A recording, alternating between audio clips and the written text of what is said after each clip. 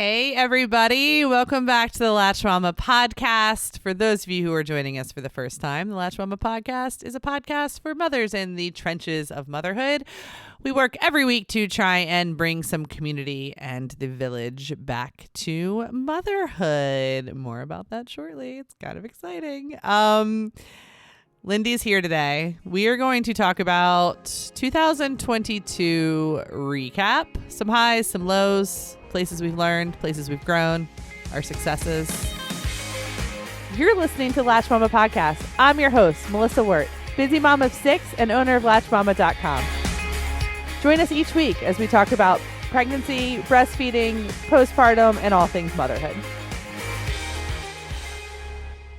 So if I look tired, it's because I am. So we have to remember that this is recorded the week before you guys are listening to it. So we are in what date? What today? date is it? I think it's Thursday. The 22nd. It's a few days before Christmas. Tomorrow is actually my favorite day of the year, which is Christmas Eve, because normally I can coast into Christmas Eve and finally. Why things is it your favorite? You said it the other day. I don't know. I think it was always my favorite growing up. Is it because you're done with stuff and that's not well hit the yet? problem is that I'm not done with stuff this year.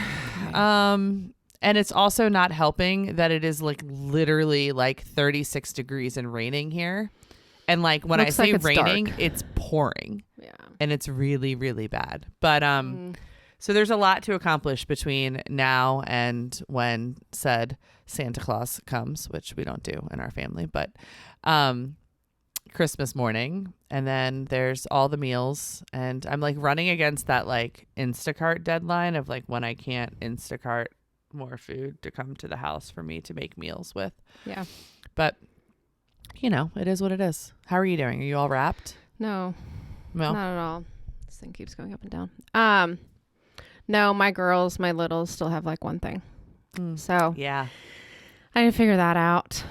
Maybe put a grocery order in. It just hasn't been on my mind this week. I think after we do this, we're pretty much done work checklist wise. And I think we go off and we do family stuff in terms of that. I mean, we're constantly working, but I think work, as soon as we record this, is what are you going to tackle? Done. What are you doing today? Wrapping? Oh, Shopping? I have Very Merry Nanny Christmas tonight. That's tonight. So I have all of the people who make my life work from a home standpoint coming over to. What time is it? 5. Okay. So, but I also have a nanny on maternity leave right now. So she's bringing her brand new baby over. But it's like dinner, it's gifts, it's games. It's really, really fun because I get to celebrate them. But there's just like a lot of prep that has to happen beforehand. I love that. Yeah. But really anyways, So you guys are listening to this and all of this madness is going to be over by the time you listen to it, which is really, really exciting. So we're not going to waste any more time talking about what is to come because it will be all over and it will have happened as imperfectly as it was supposed to happen by the time you guys are listening to this. So 2022 is coming to a close. Just a few more days, weeks left. It's so funny because these years just feel like such a blur. Like if you had told me that I'd owned this company, like that it's almost 9 years because Alex turned 9 this year. Like I would have told you that we like if you had like just said, hey, really quickly, how long has Latched Mama existed? I would have said 4 years, 5 years. Mm-hmm. No idea. Like it all blurs together. Isn't that crazy? It's crazy. Yeah. I think I've been here 6 in May. Yeah. 6. It's nuts. And you blink and you're like, oh, wow, that was 2 years ago. Mm-hmm. Or, oh, wow, that was 3 years ago. I think the pandemic, I think there's something about running a small business too and the way we do it that every day is something new. We were actually just talking about that from a marketing standpoint. We never really truly have our act completely together as much as we need to. So we spin a lot. And I think when you spin and when you change on a dime, I think all the days and the years and the months run together. Yeah.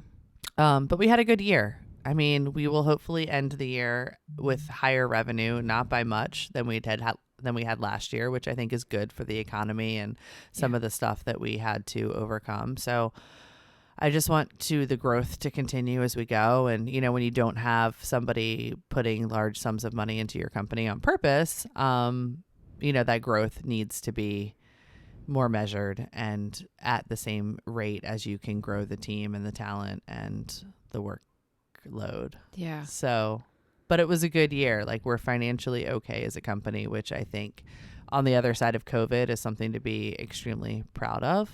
Yeah, and we even talk like, are we on the other side? Like this year's, we've had those conversations where this year's almost been difficult in some ways. Or more, or just as much as like the beginning. Yeah, this winter and holiday season for sure, keeping moms working with sick kids has been harder than it ever was during COVID for us, which is crazy because it's not really talked about in the media at all. But I know that moms across the country are feeling the fact that kids are just consistently getting sick, which I guess is what was going to happen when we all took masks off and, started. The schools had a higher percentage of kids out over the last months than they ever did with COVID. Yeah, and then more parents have missed work than they ever did during COVID as well. It's just interesting when you don't get like the media support or the societal support when that's going on, because it's really hard, because I think it makes moms feel very unseen, and I think that can lead to a lot. And then you throw the holidays and responsibilities and stuff on their shoulders. And I think it's a very, very detrimental thing. I think one of the good things that happened during COVID was that the media caught on to just how much women do and how much was especially asked of them during COVID, especially like as their role as mothers. And I think it's interesting because it's almost worse right now during this season than it was during, COVID. I think Washington Post did one article on it, but I haven't seen a whole lot of stuff written about it. But so what was your biggest win in 2022? I'm going to put you on the spot there.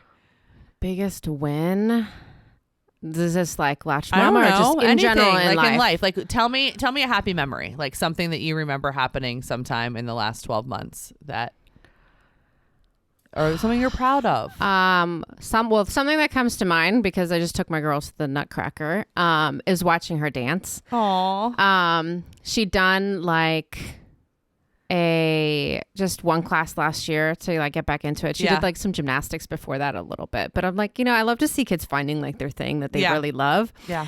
And so this year she's doing more dance, dances twice a week and whatnot. But I loved seeing her up on stage at her rehearsal. Like, that's just a memory that's just very really vivid in my mind, probably because it's dance and movement and colors and all that. But just seeing her with this big smile and like, it's so rad when they start becoming like, and now themselves. She's just all about dance, which is really cool. really, really cute. That's awesome. So, I mean, not huge, but just very vivid memory when we talk like memories and things like that. But I think a win for me, and this is not work related, is just constant work in my marriage and on my marriage and between my husband and I. And I think this has been for years, but this year I think we've really made some significant strides and things like that. So hopefully we can keep working on that. So, that's awesome. That's something to be super proud of, because it's not easy, especially with a lot of kids and both working. It's so much easier sometimes to just be ships passing in the night and let it come to a head as opposed to actually the daily work. And we have those times, and we still will, but it's just coming back to remembering the things that we've learned and what we can do. So I'm proud of you, friend. Yeah, thanks. Good job. Thanks. What about you? Yeah, so we got through Matthew's first year, which I think is always like a huge milestone. For the first time in my life, I am not pregnant or breastfeeding, which is a really weird thing around this time, like especially around this time. But like I have been either pregnant, miscarrying, or breastfeeding for the past 13 years. It's insane. It's I don't know. It's a very interesting topic to dive into. Yeah, like there's it's like very much a part of you, and then it's not. And then and it's like this emotional weight a little bit of what does this next chapter look like? What am I going to do with all of this knowledge that I feel like I've gained through these processes? Like, how do I use that energy that used to go towards feeding babies and building babies, and how do I give it away someplace else? And how do I make it like, I don't know. Well, I know you do it with Nathan. You do it with your older ones, but I look back on that mom who did it, and like myself in those years, and just how hard it was and how much I gave to them. And now it's like, from 6 years to 14 years. And I can tell you it's chaos. I mean, you've got the older ones too, but I love this. I wasn't sure what I would do with this or what I would look like, but it is really, really cool to dive into kind of the conversations and the things that they say and like the little beings that they are. And it's not just like change your diaper, feed you food, like is so much more. It's interesting too, because like that question hits the group all the time about like, how do you know you're done? Like, I don't feel done. My husband feels like he's done. Where are we? And I think I could 100% talk Eric into having another kid. I have never been so clear on anything. And we just came off of that summer to fall loss. That was really, really hard. And it was hard because it was emotional from the time I found out I was pregnant through the time that I lost it, because I worked so hard to embrace the pregnancy and to really lean into it and realize that there was a plan somewhere in the universe. I don't ever really have a hard time leaning into those plans. I always can see this like greater gift, which of course a pregnancy was a greater gift, but I was struggling so hard, and literally it felt like the second within days of me saying, okay, I surrender, we're gonna have a 7th kid, I'm gonna be okay, this is gonna work. I started bleeding and I lost the pregnancy. So it was like this just really, really intense journey of just teaching me that like I don't know. I mean, I'm not in control for sure, but it was just it was a journey for sure of leading into feelings and emotions, and I think some of those things are really like, it was a really, really sad, of course, hard time, but it also taught me a great deal. And I think if you can reach that point in life where you learn that those tough things that like need like the grit and the tenacity and all of the feelings involved, really truly figure out what they're trying to teach us, I think we can come out on the other side. So the surprise pregnancy and loss was not a highlight of my year, but there were some really, really beautiful things that happened. There were people who showed up for me in ways that I did not expect them to. I felt a lot less alone than I could have been. It was a cool experience. Yeah. I don't know. Life is just an interesting roller coaster. So what are you looking forward to in 2023? Well, just speaking to kind of like the kids, like I still consider my little ones literally like toddlers, but I'm trying to wrap my head around that they're 7 in March. And like, that's like I don't know, it's really weird. And I think you often do that with the little ones, but I'm looking more to continue like on that journey. Like he's really enjoying volleyball, whether that'll be his thing or not, but he's going to do this travel team this season. So I'm excited to watch him grow in some of those aspects and hopefully tackle a bit of the perfectionism and performance and things like that. And, just watch my kids and spend time, try to take that time with family and spend that time. I always look forward to change and learning things here and trying to do a better job and keep things going. I mean, this place is like such a part of my heart, and to dive in and to continue working with that, I always look forward to. And I think every winter, it's always like this winter game. Like, what the heck does winter look like? And slowly learning those new things to apply to kind of each season and things like that. The 2023? What? Oh, yeah. Well, you get to write a book. You get to be very emotional. You are on this ride with me.